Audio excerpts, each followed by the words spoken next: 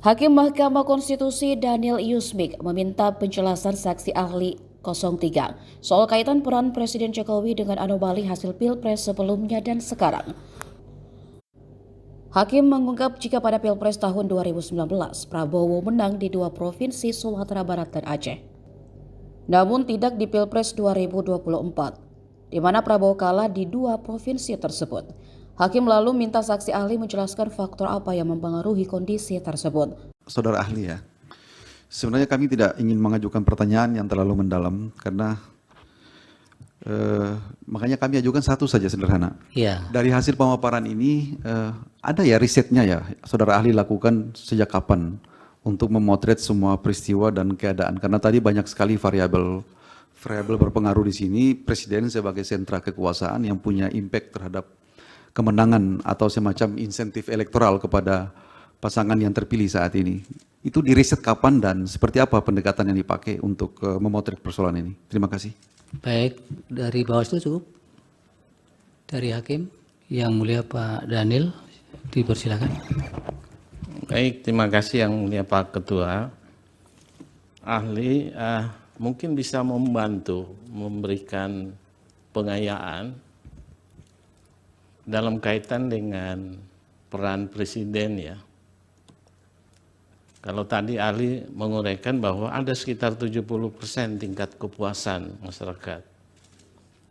Dalam proses pemilu, 2 pemilu sebelumnya, ini ada anomali karena gini, 2 pemilu sebelumnya, baik di Sumatera Barat maupun di Aceh, itu dimenangkan oleh Pak Prabowo. Sebaliknya justru pemilu sekarang, itu di 2 tempat itu Pak Prabowo tidak menang. Nah ini ada anomali, kira-kira faktor apa? Apakah ada signifikan dengan faktor figur atau ada faktor-faktor lainnya? Terima kasih. Baik, silakan dijawab singkat-singkat. Baik, terima kasih Yang Mulia, terima kasih atas pertanyaan-pertanyaannya. Yang pertama dari pemohon, memang secara legal formal Presiden Jokowi bukan petahana.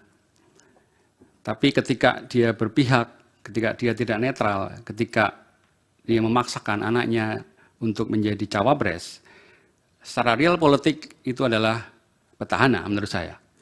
Apalagi juga kemudian Prabowo Subianto adalah Menteri Pertahanannya. Jadi dalam hal ini saya lihat ketika Jokowi misalnya turun ke masyarakat membagi-bagikan bansos, ya dalam persepsi publik saya kira dia adalah bagian dari petahana. Karena itu kemudian saya kira sangat jelas bahwa kemudian ketika terjadi penurunan suara di beberapa provinsi, katakanlah misalnya di Jawa Tengah, itu karena memang tindakan Pak Jokowi untuk turun ke masyarakat, membagi-bagi bansos, tampil di hadapan rakyat, berinteraksi dengan rakyat, itu semuanya memperkuat ketokohan dari Pak Jokowi sebagai figur yang tadi saya sampaikan, figur yang populis, figur yang merakyat. Dan ketika kemudian dengan gerakan-gerakan atau mimik simbolik yang mengatakan dukunglah mungkin paslon nomor 2, saya kira preferensi pemilih akan terpengaruh ke sana.